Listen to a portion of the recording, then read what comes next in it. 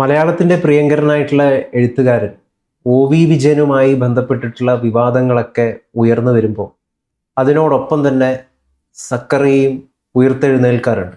കാരണം ഒ.വി. വിജയനുമായി ബന്ധപ്പെട്ടിട്ടുള്ള പല വിവാദങ്ങളും തുടങ്ങി വെച്ചത് അദ്ദേഹത്തിൻ്റെ ഒരു പ്രധാന വിമർശകനായിട്ട് വന്നത് സക്കറിയാണെന്നുള്ളതാണ് പലരും ചൂണ്ടിക്കാണിക്കുന്നത്.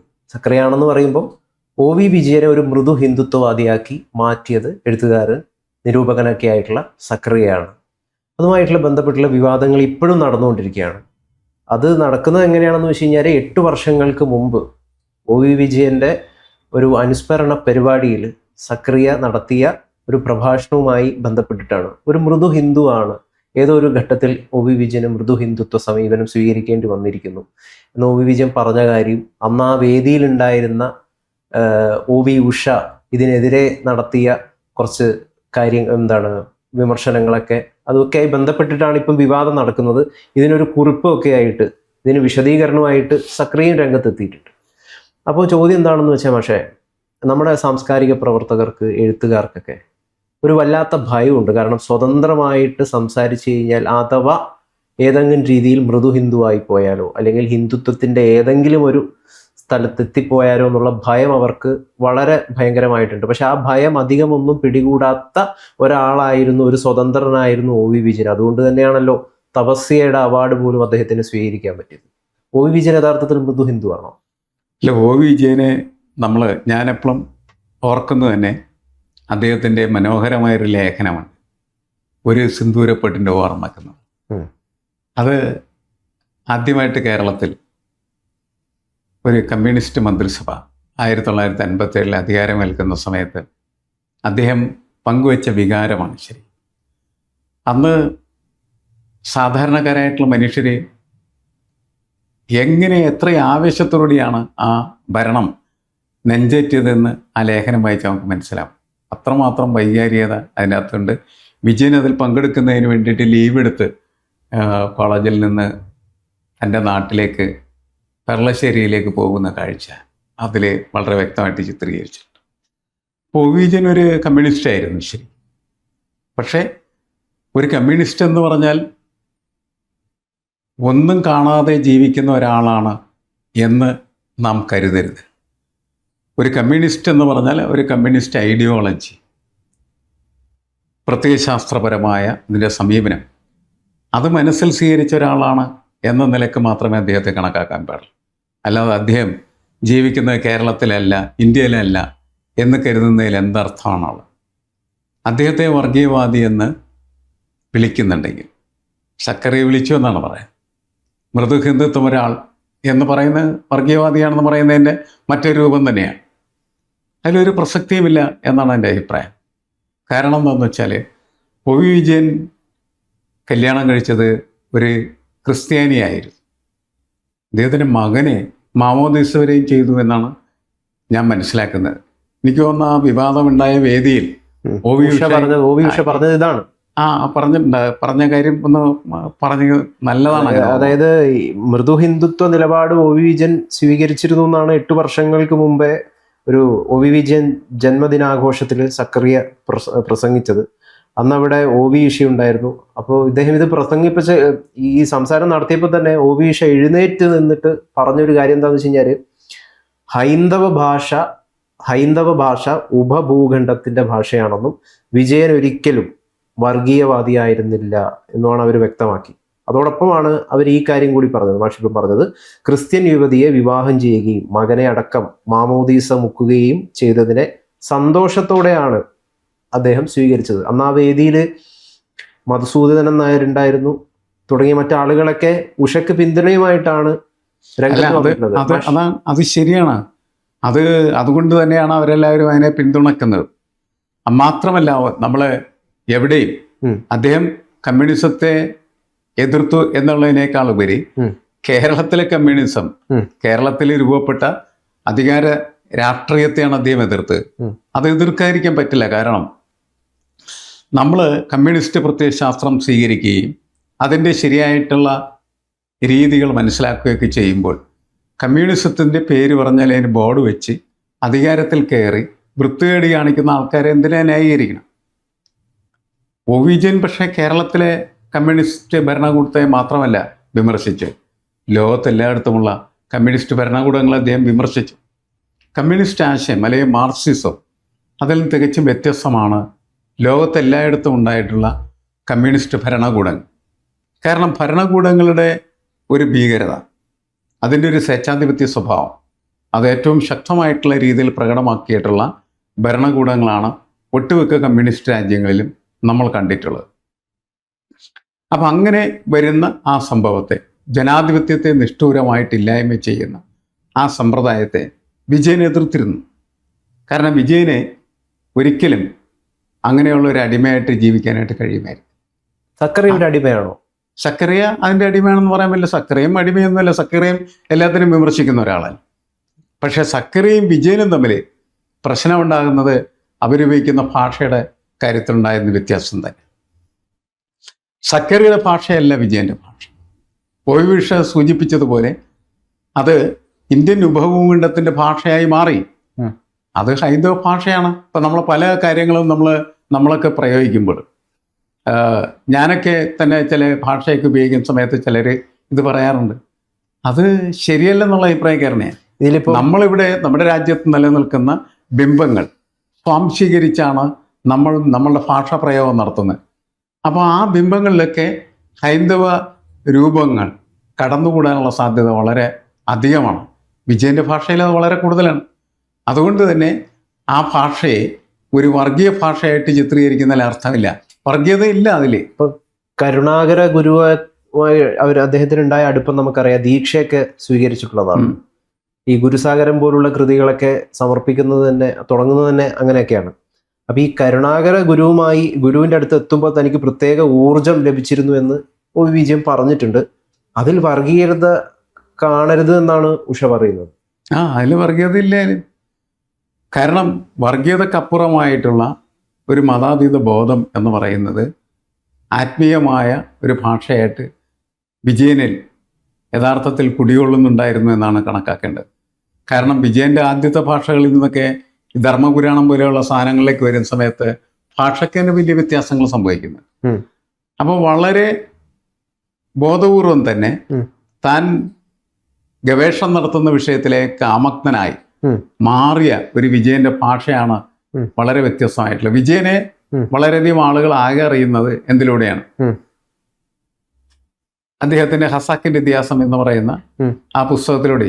ഈ ഹസാക്കിന്റെ ഇതിഹാസം എന്ന് പറയുന്ന വാക്ക് തന്നെ അതിന് വേണമെങ്കിൽ ഒരു ഹൈന്ദവ സ്വഭാവമുണ്ട് എന്ന് വേണമെങ്കിൽ പറയാലോ. ഇപ്പൊ ഗുരുസാഗരത്തിന്റെ ആദ്യ കയ്യെഴുത്ത് കയ്യമം കിട്ടിയപ്പോൾ തന്നെ അതിന്റെ വിയോജിപ്പുകൾ സക്കറിയെ അറിയിച്ചിരുന്നു എന്ന് അദ്ദേഹം ഏറ്റവും ഒടുവിൽ എഴുതിയ ഫേസ്ബുക്ക് കുറിപ്പിൽ പറയുന്നുണ്ട്. ആന്തരിക സംഘർഷങ്ങളിലൂടെ കടന്നു പോയപ്പോൾ വിജയൻ ചെന്നുപെട്ട ഒരു കെണിയായിട്ടാണ് സക്കറി ഈ ആത്മീയതയെ കാണും. അല്ല, ഇതിൻ്റെ പ്രശ്നം എന്താണെന്ന് വെച്ചാൽ പലപ്പോഴും കമ്മ്യൂണിസ്റ്റുകാരായ ആള് അവര് ഇപ്പോഴത്തെ കമ്മ്യൂണിസ്റ്റുകാരല്ല, പഴയ കമ്മ്യൂണിസ്റ്റുകാരുടെ ഒരു പ്രത്യേകത എന്താണെന്ന് വെച്ചാൽ അവർ യുക്തിവാദികളായിരിക്കും. യുക്തിവാദികളും അതേപോലെ തന്നെ ദൈവവിശ്വാസമില്ലാത്തവരൊക്കെ ആയിരിക്കും. മതവിശ്വാസമില്ല, അങ്ങനെ ഒക്കെയാണല്ലോ അവർ പോകുന്നത്. അങ്ങനെ പോകുന്ന സമയത്ത് ചിലപ്പോഴൊക്കെ ഇവർക്കുണ്ടാവുന്ന അന്തർസംഘർഷങ്ങൾ ഉണ്ടാവുന്ന എങ്ങനെയാണ്? മനുഷ്യൻ എല്ലാ കാര്യങ്ങളും അവൻ്റെ യുക്തിയിൽ ഒതുക്കാനായിട്ട് പറ്റില്ല. എനിക്ക് തോന്നുന്നു വിജയൻ വരച്ചിരുന്ന കാർട്ടൂണുകളിൽ തന്നെ രസകരമായൊരു കാർട്ടൂൺ ഞാനിങ്ങനെ ഓർക്കുന്നു. വളരെ പണ്ടത്തെ ഒരു കാര്യം. ഈ എട്ടുകാലി ഇങ്ങനെ ഉത്തരത്തിൽ വലയെ കെട്ടുന്ന സമയത്തെ എട്ടുകാലിയുടെ ഒരു വിശ്വാസം എന്ന് പറയുന്നത് ആ ഉത്തരം എന്നും അവിടെ ഉണ്ടായിരുന്നു എന്നുള്ളതാണ്. എട്ടുകാലിയുടെ ജീവിതാവബോധത്തിൻ്റെ പരിമിതിയാണ്.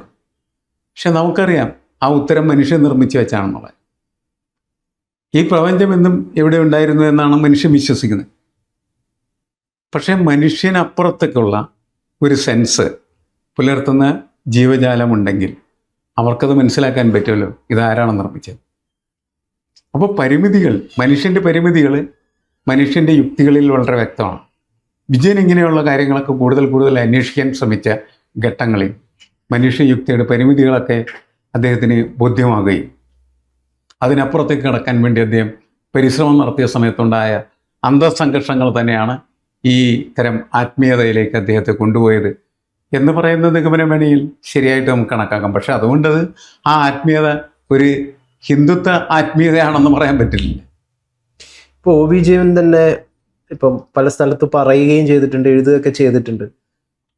അദ്ദേഹത്തിൻ്റെ ഒരു ഇപ്പം ഗുരുസാഗരത്തിലായിക്കോട്ടെ, ധർമ്മപുരാണം, പിന്നെ അതുപോലെ ഖസാക്ക്, അല്ലെങ്കിൽ മറ്റ് ചില കൃതികളിലൊക്കെ എഴുത്തിനായിട്ട് ഉപയോഗിച്ച ഒരു ആസ്തറ്റിക് എന്ന് പറയുന്നത്, സൗന്ദര്യശാസ്ത്രം എന്ന് പറയുന്നത്, അത് വർഗീയപരമായിട്ടല്ല, പക്ഷെ ഹൈന്ദവമാണ്. അങ്ങനെ ഹൈന്ദവപരമായിട്ടുള്ള ഒരു സൗന്ദര്യശാസ്ത്രം എടുത്തുപയോഗിക്കുന്നതിൽ വിജയിച്ചിട്ടുണ്ട് എന്ന് ഞാൻ മനസ്സിലാക്കുന്നു. അദ്ദേഹം എന്നിട്ട് പറയുന്ന ഒരു കാര്യമുണ്ട്, നമ്മുടെ നാട്ടിലുള്ള പ്രതിഷേധത്തിൻ്റെ കല അല്ലെങ്കിൽ പ്രതിഷേധത്തിൻ്റെ സാഹിത്യം, ഇതിൻ്റെയൊക്കെ നമ്മൾ പിൻപറ്റുന്നത്, ഒരു ഫ്രെയിം വർക്ക് നമ്മൾ ഇതിനൊക്കെ പിൻപറ്റുന്നത് വെസ്റ്റേൺ ആണ്, പാശ്ചാത്യപരമായിട്ടുള്ള ഒരു ലോജിക്കാണ്. അതിനെ മാറ്റാനായിട്ട് ഞാൻ ശ്രമിച്ചിട്ടുണ്ട് എന്നാണ് അദ്ദേഹം പറയുന്നത്. അത് ശരിയാണ്. കാരണം എന്ന് വെച്ചാൽ നമ്മളിപ്പോൾ തർക്കശാസ്ത്രം, ലോജിക് നമ്മൾ പഠിക്കുന്ന സമയത്ത്, നമ്മൾ കോളേജിലൊക്കെ പോയി അത് പഠിക്കുമ്പോൾ ഈ തർക്കശാസ്ത്രം എന്ന് പറയുന്നത് പഠിപ്പിക്കുന്നതിന് വേണ്ടിയുള്ള ടെക്സ്റ്റ്, അതിൻ്റെ പാഠപുസ്തകം എന്ന് പറയുന്നത് വെസ്റ്റേൺ ഫിലോസഫിയിൽ നിന്ന് വരുന്നതാണ്, പടിഞ്ഞാറൻ തത്വശാസ്ത്രത്തിൻ്റെ ഭാഗമായിട്ടുള്ള ഡെവലപ്മെൻറ്റാണ്. പക്ഷേ അതിന് സമാനമായിട്ട് ഇന്ത്യയിൽ ഭാരതീയമായ ഒരു തർക്കശാസ്ത്രമുണ്ട്. ആ തർക്കശാസ്ത്രം പലപ്പോഴും ക്ലാസ് മുറികളിൽ പഠിക്കാറില്ല.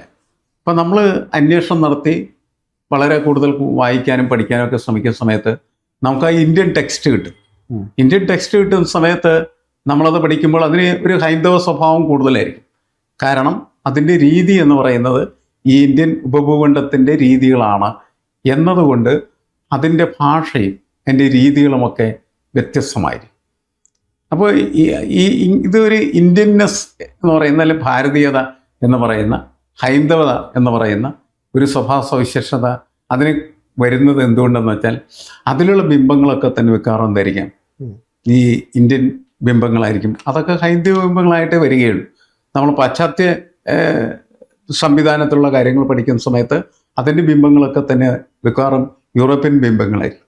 ഇതാണ് അതിൻ്റെ പ്രധാനപ്പെട്ട വ്യത്യാസം. അല്ല, അതിനെ എന്തിനു ഉപയോഗിച്ചു എന്ന് ചോദിക്കുമ്പോൾ അദ്ദേഹം പറയുന്നത്, അദ്ദേഹം അതിലൊരു റാഡിക്കൽ പൊസിഷൻ, ഒരു തീവ്രവാദപരമായിട്ടുള്ള ഒരു ചിന്ത അതിൽ കാണുന്നുണ്ട്. ഇപ്പം അദ്ദേഹം അതിൽ കോട്ട് ചെയ്യുന്നത് ഞാൻ മനസ്സിലാക്കുന്നത്, ഇപ്പം ബുദ്ധൻ്റെയും സിദ്ധാർത്ഥൻ്റെയും അല്ലെങ്കിൽ ഉപനിഷത്തുകളിലെ ചോദ്യം ഉത്തരം എന്ന് പറയുന്ന സംഗതിയിലൊക്കെ ഈ ചോദ്യം ഉത്തരം ചോദിച്ച് ഒരു വേറൊരു പോയിന്റിലേക്കാണ് എത്തുന്നത്. അപ്പൊ ഇതിൽ രണ്ടിലും ഒരു റാഡിക്കൽ പൊസിഷൻ ഉണ്ട് എന്നാണ് പുള്ളി പറയുന്നത്. അതുകൊണ്ടാണ് അത് സ്വീകരിച്ചത്. അതെ, അവിടെ നമ്മളെപ്പോഴും മനസ്സിലാക്കേണ്ടതെന്ന് വെച്ചാൽ ഈ ഉപനിഷത്തുകളിലേക്കുള്ള ചോദ്യോത്തരങ്ങൾ എന്ന് പറയുന്നത് വലിയ വലിയ സംവാദങ്ങളാണ്. ആ വലിയ വലിയ സംവാദങ്ങൾക്ക് വലിയ വലിയ ദാർശനികമായിട്ടുള്ള കാഴ്ചപ്പാടുകളെയും അവതരിപ്പിക്കാനായിട്ട് കഴിഞ്ഞിട്ടുണ്ട്. അത് പക്ഷേ ലോകത്തിൻ്റെ എല്ലാ ഭാഗത്തുള്ള ജനതകൾക്കും ഉണ്ടായിട്ടുണ്ട്. പടിഞ്ഞാറിനെ കുറിച്ച് നമ്മൾ പഠിക്കുന്ന സമയത്ത് പടിഞ്ഞാറൻ ലോജിക്കായിരിക്കും അതിൻ്റെ ഉണ്ടായിരിക്കണമെന്ന് മാത്രമേ ഉള്ളൂ. കിഴക്കിനെ കുറിച്ച് പഠിക്കുമ്പോൾ കിഴക്കിൻ്റെ ലോജിക്കായിരിക്കും. ഇന്ത്യക്ക് മാത്രമല്ല, ചൈനയ്ക്ക് വ്യത്യസ്തമായിട്ടുള്ള വെസ്റ്റേൺ കൾച്ചറിൽ നിന്ന് തികച്ചും വ്യത്യസ്തമായ ഒരു ലോജിക്കും ഭാഷയും ഒക്കെ അവരുടേതുണ്ട്. അപ്പം ഇത് ഉൾക്കൊണ്ടു എന്നുള്ളതിൻ്റെ പേരിൽ ഒരാൾ ഹിന്ദുത്വ രാഷ്ട്രീയം സ്വാംശീകരിച്ച ഒരാളാണെന്ന് പറയുന്നത് മണ്ടത്തരം മാത്രമാണ്. അതിലൊരു കഥയുമില്ല എന്നാണ് എനിക്ക് തോന്നുന്നത്. മാത്രമല്ല, ഒ വി വിജയനെ പോലുള്ള ഒരാൾക്ക് ഒരിക്കലും ഒരു വർഗീയവാദിയാവാനായിട്ട് പറ്റില്ല. തീർച്ചയായിട്ടും. കാരണം ചില ആളുകൾക്ക് ചിലതൊക്കെ പറ്റുള്ളൂ. നമ്മളതിന് ഈ ഒ വി വിജയനെ കൊണ്ടുപോയി ഒരു ഹിന്ദുത്വ തൊഴുത്തിൽ കെട്ടുന്നതിൽ ഒരർത്ഥമില്ല. സക്കറിയ അങ്ങനെ പറഞ്ഞിട്ടില്ലെന്നാണ് പിന്നീട് പലപ്പോഴും സക്കറിയ പറഞ്ഞിട്ടുള്ളതെന്നാണ് ഞാൻ കേട്ടിട്ടുള്ളത്. അല്ല, പക്ഷെ അദ്ദേഹം ഗുരുസ്വാഗതത്തിന്റെ ആദ്യ പ്രതി വായിച്ചപ്പോഴും തന്നെ എതിർപ്പ് അറിയിച്ചിട്ടുണ്ട്. പല കൃതികളും ഇഷ്ടമല്ല എങ്കിലും ബഷീറിനും തകഴിക്കും അല്ലെങ്കിൽ പുനത്തിൽ കുഞ്ഞബ്ദുള്ള, മാധവിക്കുട്ടി, MT ഈ ആളുകളുടെയൊക്കെ നിരയിൽ തന്നെയാണ് ഒ വി വിജയന്റെ സ്ഥാനം. അദ്ദേഹത്തിന് ഒരു പുസ്തകത്തിൽ മാത്രം മലയാളി ഒതുക്കി കളഞ്ഞിരിക്കുന്നു എന്നൊക്കെ സക്കറിയ ഏറ്റവും എഴുത്തുകാരുടെ എല്ലാ പുസ്തകങ്ങളും മഹത്തായിട്ടുള്ള പുസ്തകങ്ങളാകണം എന്നില്ല. പക്ഷെ ഇവിടെ സംഭവിക്കുന്ന ഒരു പ്രശ്നം എന്താണെന്ന് വെച്ച് കഴിഞ്ഞാൽ, നമ്മളെ നാട്ടിലിരിക്കുന്ന സാംസ്കാരിക പ്രവർത്തകർ, എഴുത്തുകാർ, ഇപ്പൊ കഴിഞ്ഞ ദിവസം ഇപ്പം NS മാധവൻ അടക്കമുള്ളവർ പോലും ഏതൊരു ലിറ്ററേച്ചർ ഫെസ്റ്റിവലിൽ ഒ വി വിജയനെ ഇതേ കാര്യം പറഞ്ഞുകൊണ്ട് ഒരു മൃദു ഹിന്ദുത്വം സ്വീകരിച്ചിരുന്നു എന്ന് പറഞ്ഞുകൊണ്ട് വിമർശിക്കുന്നതൊക്കെ ആയിട്ട് കണ്ടിട്ടുണ്ടായിരുന്നു. അപ്പം നമ്മുടെ നാട്ടിലുള്ള സാംസ്കാരിക പ്രവർത്തകർ, എഴുത്തുകാർ, അവരൊക്കെ ഇൻഫ്ലുവൻസ്ഡ് ആയിട്ടുള്ളത് എന്ന് പറയുന്നത് ഒരു മാർക്സിസ്റ്റ് തോട്ടിൽ നിന്നാണ്, അല്ലെങ്കിൽ അങ്ങനെ ഒരു എക്കോസിസ്റ്റത്തിൽ നിന്നാണ് അവർ പല ചിന്തകളും സ്വാധീനിച്ചിട്ടുള്ളത്. അതുകൊണ്ട് തന്നെ ഇന്ത്യൻനെസ് ആയിട്ടുള്ള അല്ലെങ്കിൽ ഭാരതീയമായിട്ടുള്ളതിനെയൊക്കെ എതിർക്കേണ്ടതാണ്, അല്ലെങ്കിൽ അതിനെ പുച്ഛിച്ച് തള്ളേണ്ടതാണ് തുടങ്ങിയ രീതിയിലുള്ള പ്രവണതകൾ ഇവരിൽ പിടികൂടിയിട്ടുണ്ടല്ലോ. അല്ലെങ്കിൽ കമ്മ്യൂണിസ്റ്റുകാരെല്ലാവരും, അല്ലെങ്കിൽ എഴുത്തുകാരെന്ന് പറയുന്നത് നിരീശ്വരവാദികളാകണം എന്ന് പറയുന്നൊരു സംഗതി വന്നിട്ടുണ്ട്. ഒന്ന്. ഒപ്പം തന്നെ ഇതിനോടൊപ്പം ചേർത്ത് പറയാൻ പറ്റുന്ന ഒരു കാര്യമാണ്, ഇപ്പം സി അച്യുതമേനോനെ പോലുള്ള ഒരു നേതാവ് കമ്മ്യൂണിസത്തിന് സംഭവിച്ച പിഴവിനെ കുറിച്ച് അദ്ദേഹം രേഖപ്പെടുത്തുന്നത് എങ്ങനെയാണെന്ന് വെച്ച് കഴിഞ്ഞാൽ, ഒരു കാലത്ത് ശ്രീനാരായണ ഗുരുവിനെയും വിവേകാനന്ദനെയും ഔറോബിന്ദയും അങ്ങനെയുള്ള കുറേയധികം ആളുകളെ പുച്ഛിച്ച് തള്ളിയിട്ടുണ്ടായിരുന്നു കമ്മ്യൂണിസ്റ്റ് പാർട്ടി. അല്ലെങ്കിൽ ഇന്ത്യയെ മനസ്സിലാക്കാനായിട്ട് കമ്മ്യൂണിസ്റ്റ് പാർട്ടിക്ക് സംഭവിച്ചിട്ടില്ല. അല്ലെങ്കിൽ ഇന്ത്യക്ക് ഇന്ത്യയുടേതായിട്ടുള്ള ഒരു രാഷ്ട്രീയ പാരമ്പര്യമുണ്ട്. ആ പാരമ്പര്യത്തിന് ഒപ്പം നിന്നുകൊണ്ട് രാഷ്ട്രീയ പ്രവർത്തനം നടത്താനായിട്ട് കമ്മ്യൂണിസ്റ്റ് പാർട്ടിക്ക് സാധിച്ചിട്ടില്ല. അതൊരു വലിയ പരാജയമായിട്ട് അദ്ദേഹം രേഖപ്പെടുത്തുന്നുണ്ട്. അപ്പൊ ഇതിനെയൊക്കെ നമുക്ക് കൂട്ടി വായിക്കാം. അതിനൊരു ചരിത്രപരമായ കാരണമുണ്ട്. ശരി, കമ്മ്യൂണിസം ഇന്ത്യയിലേക്ക് വരുന്നത് തന്നെ സോവിയറ്റ് റഷ്യയിലെ വിപ്ലവം നടക്കുന്നതിൻ്റെ ഫലമായിട്ടാണ്. 1917 ഒക്ടോബർ വിപ്ലവം എന്ന് പറയുന്നത് ലോകത്തേക്ക് കമ്മ്യൂണിസത്തെ കയറ്റി അയച്ച ഒരു സംഭവമാണ്. എക്സ്പോർട്ട് ചെയ്തതാണ് ശരിക്കും. കാരണം അത്രമാത്രം ആവേശമാണ് ആ വിപ്ലവം അന്ന് ലോകത്തിന് നൽകിയത്. അങ്ങനെ നമ്മൾ കേരളത്തിലും ഇന്ത്യയിലും കമ്മ്യൂണിസ്റ്റ് ആദർശങ്ങളിലേക്ക് ആകർഷിക്കപ്പെട്ടതായിട്ടുള്ള ആളുകൾ, ചെറുപ്പക്കാർ, അവരൊക്കെ കൂടുതൽ വായിച്ചിട്ടുള്ളത്, കൂടുതൽ അനുഭവിച്ചിട്ടുള്ളത് ഈ പാശ്ചാത്യമായിട്ടുള്ള പുസ്തകങ്ങളാണെന്നുള്ള കാര്യം നമ്മൾ മനസ്സിലാക്കേണ്ടത്. അപ്പോൾ അതുകൊണ്ട് നമ്മൾ ഏതിനോടാണ് ഇങ്ങനെ കൂടുതൽ ആഭിമുഖ്യം പുലർത്തുന്നത്, അതിനനുസരിച്ച് നമ്മളുടെ ചിന്തകൾ അതിനനുസരിച്ചായിരിക്കും മിക്കവാറും എന്ത് ചെയ്യുന്നത്, രൂപപ്പെടുക. പ്രധാനപ്പെട്ട ഒരു കാര്യമാണ്. സാഹിത്യത്തിലിപ്പോൾ ഞാനൊക്കെ വായിച്ച് തുടങ്ങുമ്പോൾ എന്നെ വായനയിലേക്ക് കൊണ്ടുപോയ പുസ്തകം എന്ന് പറയുന്നത് ഈ ഇന്ത്യയിലെ ഒരു എഴുത്തുകാരൻ്റെ പുസ്തകമാണ്. ദുർഗാപ്രസാദ് ഖത്രി, കേട്ടിട്ടുണ്ടായിരിക്കും. DP ഖത്രി എന്നാണ്. അദ്ദേഹം അപസർപ്പക നോവലുകൾ എഴുതുന്നതിൽ വളരെ വിദഗ്ധനായിരുന്നു. അദ്ദേഹത്തിൻ്റെ പുസ്തകത്തിൻ്റെ ഏറ്റവും പ്രധാനപ്പെട്ട പുസ്തകത്തിൻ്റെ പേര് ചുവന്ന കൈപ്പത്തി എന്നുള്ളതാണ്. അത് കഴിഞ്ഞതിന് ശേഷം വെളുത്ത ചെകുത്താൻ, അതിനുശേഷം മൃത്തികിരണങ്ങൾ. ചുവന്ന കൈപ്പത്തി ഒറ്റ പുസ്തകമാണ്. വെളുത്ത ചെകുത്താൻ 4 ഭാഗങ്ങളുണ്ട്, മൃത്തികിരണങ്ങൾ 4 ഭാഗങ്ങൾ. നമ്മൾ വായിക്കാൻ തുടങ്ങി ഇദ്ദേഹത്തിൽ ആകർഷണമായി നമ്മൾ ആ പുസ്തകങ്ങൾ മുഴുവൻ വായിച്ചെടുക്കും. അങ്ങനെ വായിച്ചെടുക്കുന്ന സമയത്ത് അദ്ദേഹം ഉപയോഗിച്ചിട്ടുള്ള വാക്കുകൾ, അദ്ദേഹം ഉപയോഗിച്ചിട്ടുള്ള ബിംബങ്ങൾ, അദ്ദേഹത്തിൻ്റെ ചിന്താസരണികൾ, അദ്ദേഹത്തിൻ്റെ യുക്തികളൊക്കെ നമ്മളിൽ കുടിയേറും. നമ്മൾ അവിടെ നിന്നു പോകുന്നില്ല. നമ്മൾ പിന്നീട് ലോക ക്ലാസിക്കുകളിലേക്ക് സഞ്ചരിക്കാനായിട്ട് തുടങ്ങുന്നു. കേരളത്തിൽ തന്നെ പ്രമുഖരായിട്ടുള്ള ആളുകളുടെ പുസ്തകങ്ങൾ, ഇപ്പോൾ സക്കറിയ വായിക്കും, നമ്മൾ സക്കറിയയുടെ എല്ലാ പുസ്തകങ്ങളും വായിക്കും. OV വിജയനെ വായിക്കുമ്പോൾ OV വിജയൻ്റെ എല്ലാ പുസ്തകങ്ങളും വായിക്കും. എംബുകുന്നനെ വായിക്കുമ്പോൾ എംബുകുന്നൻ്റെ എല്ലാ പുസ്തകങ്ങളും വായിക്കും. കാക്കനാടിനെ വായിക്കുമ്പോൾ കാക്കനാടിൻ്റെ എല്ലാ പുസ്തകങ്ങളും വായിക്കും. സീരിയലൈസ് ചെയ്യാണ് ചെയ്യുന്നത്. ആനന്ദിനെ വായിക്കുമ്പോൾ ആനന്ദിൻ്റെ എല്ലാ പുസ്തകങ്ങളും, മാധവക്കുട്ടി വായിക്കുമ്പോൾ മാധവക്കുട്ടിയുടെ എല്ലാ പുസ്തകം. ഇങ്ങനെ നമ്മൾ ഇപ്പോൾ ശ്രീരാകൃഷ്ണ വായിക്കുന്നത് അദ്ദേഹത്തിൻ്റെ എല്ലാ പുസ്തകം. ഞാൻ പറഞ്ഞ ഇങ്ങനെ അങ്ങനത്തെ ഒരു രീതിയാണ് വായനയുടെ കാര്യത്തിൽ ഞാൻ സ്വീകരിച്ചിട്ടുള്ളത്. അപ്പോൾ ഇവരുടെ പുസ്തകങ്ങളിലൂടെ ഒരാളുടെ ഒരു പുസ്തകം വായിച്ചാൽ പിന്നെ അടുത്ത പുസ്തകം അന്വേഷിച്ച് നടന്ന് വായിക്കുകയാണ്. അങ്ങനെ അവരെഴുതിയ മുഴുവൻ പുസ്തകങ്ങൾ നമ്മൾ വായിച്ചെടുക്കാനായിട്ട് ശ്രമിക്കുകയാണ്. കുഞ്ഞബ്ദുള്ളയുടെ പുസ്തകങ്ങൾ ഞാനിങ്ങനെ പറഞ്ഞു പോകുന്നതാണ്. അപ്പോൾ ഈ പുസ്തകങ്ങളൊക്കെ വായിക്കുമ്പോൾ ഇതിലുള്ള ആശയങ്ങളൊക്കെ നമ്മളെ തലക്കകത്ത് കയറി മേഞ്ഞടക്കും. നമ്മളുടെ തലച്ചോറിനെ അത് ബാധിക്കും. എനിക്ക് തോന്നുന്നത് വിപ്ലവത്തിൽ ആകൃഷ്ടരായി വന്ന ആളുകൾ അവർ വായിച്ച പുസ്തകങ്ങളെല്ലാം തന്നെ ഈ വെസ്റ്റേൺ പുസ്തകങ്ങൾ, പാശ്ചാത്യ പുസ്തകങ്ങളായിരിക്കും ബഹുഭൂരിപക്ഷം എന്നാണ് ഞാൻ കരുതുന്നത്. അവരതിൽ നിന്ന് സ്വാംശീകരിച്ച് രൂപപ്പെടുത്തിയെടുത്ത ആശയങ്ങൾ അതൊക്കെ അവരെ ബാധിക്കും, അവരെ ബാധിച്ചിട്ടുണ്ട്. അതുകൊണ്ടാണ് ഈ പഴയ എഴുത്തുകാരിൽ ഒരു എക്കോസിസ്റ്റം, ആവാസ വ്യവസ്ഥ പരിശോധിച്ചാൽ അതിന് ഒരു കമ്മ്യൂണിസ്റ്റ് പശ്ചാത്തലം ഉണ്ടാകുന്നതിൻ്റെ കാരണം അതാണ്. അതായത് മാഷ് ഇങ്ങനെ വിചാരിക്കുന്നത് പാശ്ചാത്യമായതിനെ എന്തിനേയും സ്വീകരിക്കാം, അതൊക്കെ നല്ലതും ഇന്ത്യക്കായിട്ടുള്ള അല്ലെങ്കിൽ ഇന്ത്യൻനെസ് ആയിട്ടുള്ള കാര്യങ്ങളൊക്കെ തിരസ്കരിക്കപ്പെടേണ്ടതാണ് ഒരു പ്രവണതയുണ്ടോ? അല്ല, അങ്ങനത്തെ ഒരു പ്രവണത ഉണ്ടാവില്ല.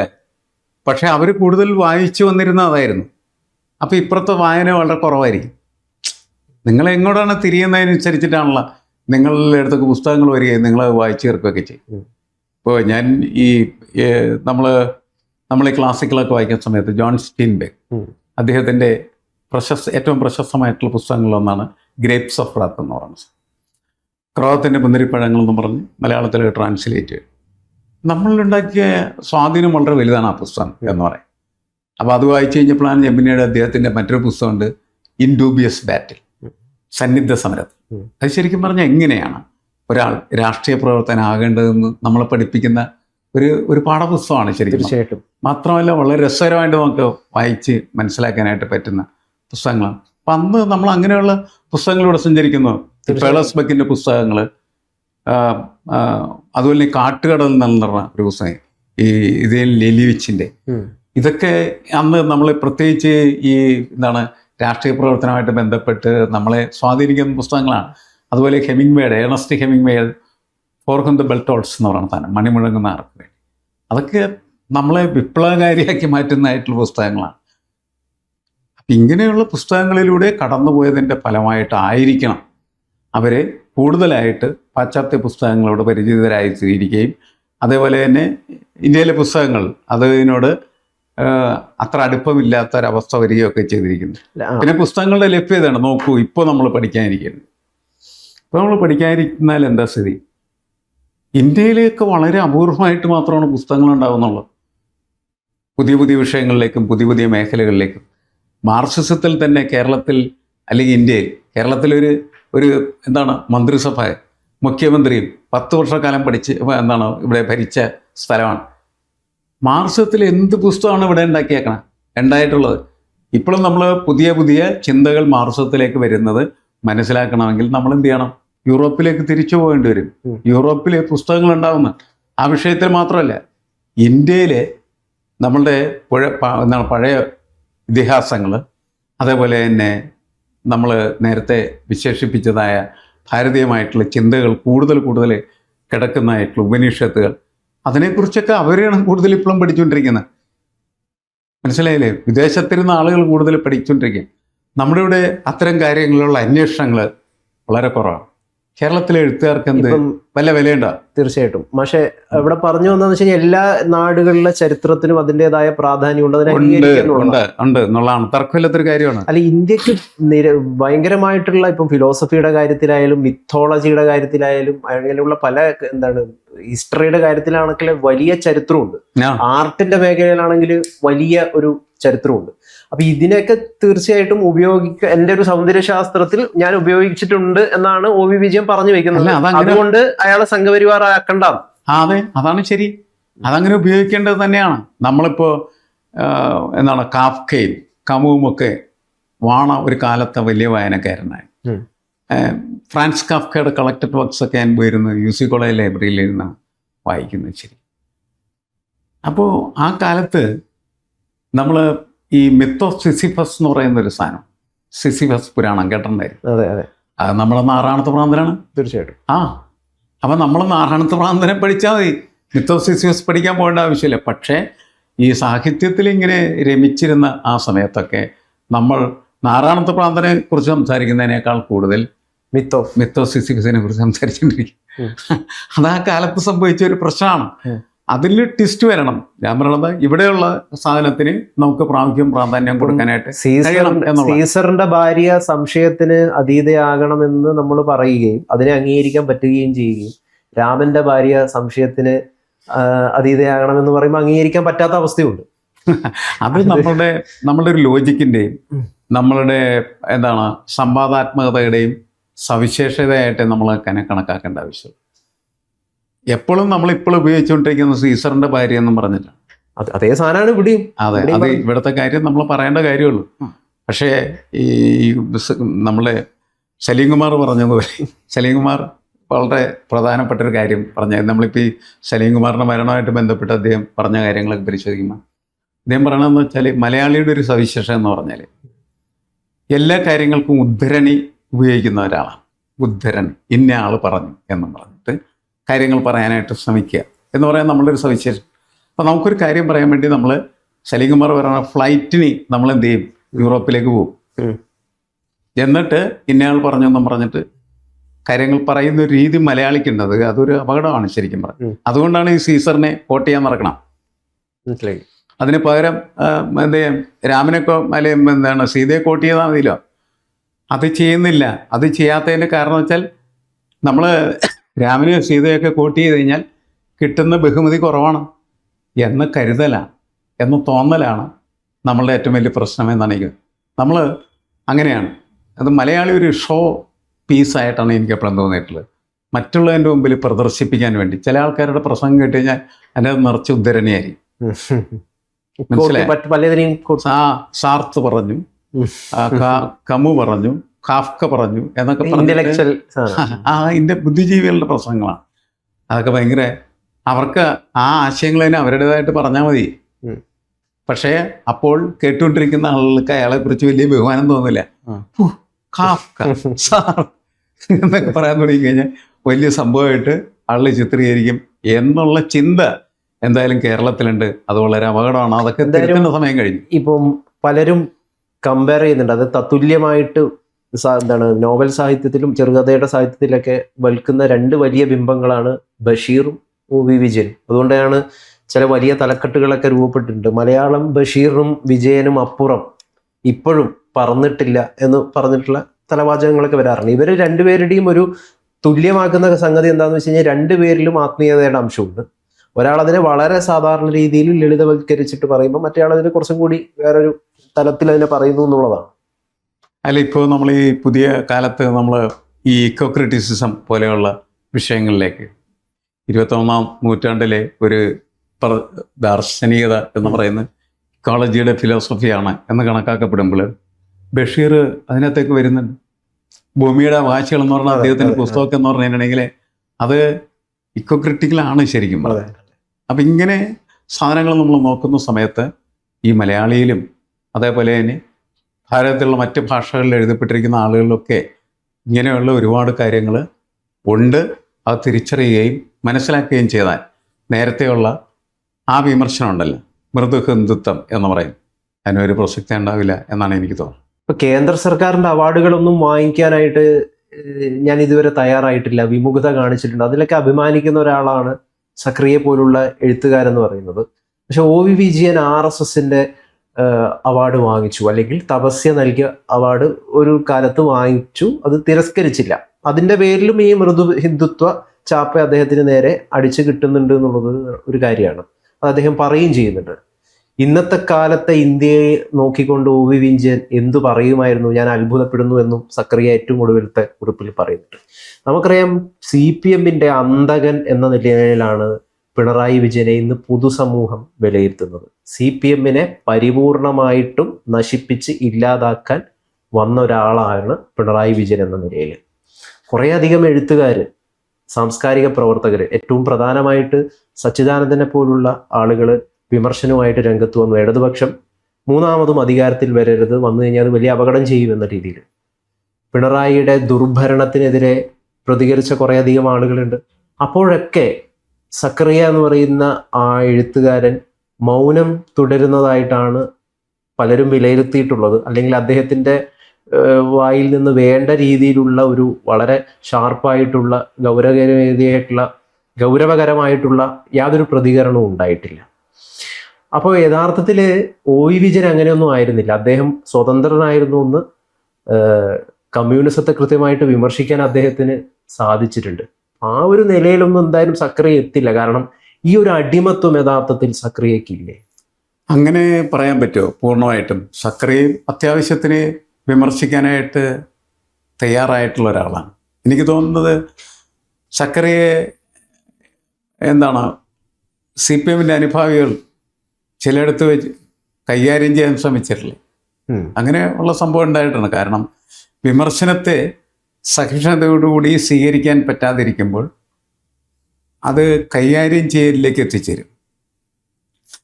ഇപ്പോൾ സച്ചിദാനന്ദൻ്റെ പ്രശ്നം എന്തായിരുന്നു? മൂന്നാം വട്ടവും അധികാരത്തിലേക്ക് വന്നാൽ അത് വലിയ ദുരാധികാരമായി മാറും എന്നുള്ളതാണ്. അത് ശരിയാണ്. അത് ശരിയാണെന്ന് ജനങ്ങളും തീരുമാനിച്ചു. അങ്ങനെയാണ് സച്ചിദാനന്ദനെതിരെ അതിശക്തമായിട്ടുള്ള വിമർശനം ഉയർന്നു വരാനായിട്ടുള്ള കാരണമായത്. സച്ചിദാനന്ദ പക്ഷേ ശരിക്കും എതിർക്കേണ്ട സമയത്ത് എതിർത്തിരുന്നു എന്ന് പല എതിർപ്പിൻ്റെ ശക്തികളും ചോദിക്കുന്നില്ലേ? ഉം. സച്ചിദാനന്ദൻ യഥാർത്ഥത്തിൽ അവർ കൊടുത്ത സ്ഥാനമാനങ്ങളൊക്കെ സ്വീകരിക്കുകയും സ്ഥാനമാനം സ്വീകരിക്കുന്നതിൽ കുഴപ്പമില്ല. പക്ഷേ എതിർക്കേണ്ട കാര്യങ്ങളെ ആ സ്ഥാനമാനം സ്വീകരിച്ച വ്യക്തി എതിർക്കണം. എതിർക്കന്നെയാണ് വേണ്ടത്. എതിർക്കേണ്ട സമയത്ത് എതിർക്കണമായിരുന്നു. അയാൾ എതിർത്തിരുന്നില്ല എന്നുള്ളതാണ്. സച്ചിദാനന്ദൻ ഒരു അടിമയായിരുന്നു എന്നായിരുന്നു. അല്ല, അല്ലെങ്കിൽ ആ ഒരു എന്താണ് അടിമ എന്നുള്ളത് വാക്ക് ഉപയോഗിക്കുന്നില്ലെങ്കിലും ആ ഒരു എന്താ പറയാ അതായത് അധികാരത്തെ നമ്മൾ കൃത്യമായി ചോദ്യം ചെയ്യേണ്ട സമയത്ത് ചോദ്യം ചെയ്തില്ലെങ്കിൽ അധികാരം ദുരാധികാരമായി മാറുന്നതിൽ നമ്മളൊരു പങ്കാളിയായി തീരും. അത്രേ ഉള്ളൂ. അധികാരം ദുരാധികാരമായി മാറും, ആരുണ്ടായാലും ഇല്ലെങ്കിലും, എതിർത്താലും എതിർത്തില്ലെങ്കിലും. പക്ഷേ സച്ചിദാനന്ദനെ പോലുള്ള ഒരാൾ അതിൻ്റെ ഒപ്പം നിൽക്കുന്ന ഒരാളായി മാറിപ്പോയിരുന്നു ഇക്കാലം അത്രയും എന്നുള്ളതാണ് അദ്ദേഹത്തിനെതിരായിട്ടുള്ള വിമർശനമായിട്ട് വന്നത്. എന്തായാലും OV വിജയനും MN വിജയൻ പോലുള്ള ആളുകളുടെയൊക്കെ ഒരു വിജയമായിട്ട് പലരും കണക്കാക്കുന്ന എന്താണെന്ന് വെച്ച് കഴിഞ്ഞാൽ അവരന്ന് പറഞ്ഞത് ഇന്ന് CPM-ന് ആ ഗതി സംഭവിച്ചിരിക്കുന്നു എന്നുള്ളിടത്താണ്. അതായത് എഴുത്തുകാരെ കുറിച്ചുള്ളൊരു വലിയ കൺസെപ്റ്റ് ഇതാണ്. അത്യാഹിതങ്ങളെ മുൻകൂട്ടി പ്രവചിക്കാനുള്ള കഴിവ് ഉള്ളവരാണ് യഥാർത്ഥ എഴുത്തുകാർ. OV വിജയനും അതേപോലെ തന്നെ MN വിജയനുമൊക്കെ അത് പ്രകടമാക്കിയിട്ടുണ്ട്. അവർ അന്ന് പറഞ്ഞ കാര്യങ്ങൾ ഇന്ന് സത്യമായി യാഥാർത്ഥ്യമായി മാറിത്തീരുന്നു. കുറേ കാലങ്ങൾക്ക് മുമ്പ് ഇതൊക്കെ കാണുമ്പോഴാണ് ആ ശബ്ദം പ്രവചന ശബ്ദം എന്ന് വിശേഷിപ്പിക്കുന്നത്. OV വിജയൻ്റെ ശബ്ദം പ്രവചന സ്വഭാവമുള്ളതായിരുന്നു.